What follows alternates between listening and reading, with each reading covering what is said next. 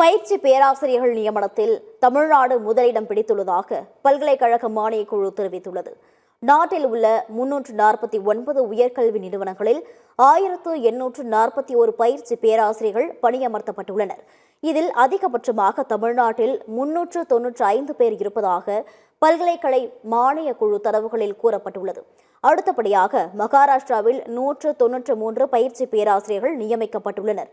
குஜராத்தில் 179 பேரும், கர்நாடகாவில் 170 நபர்களும் நியமனம் செய்யப்பட்டுள்ளனர்.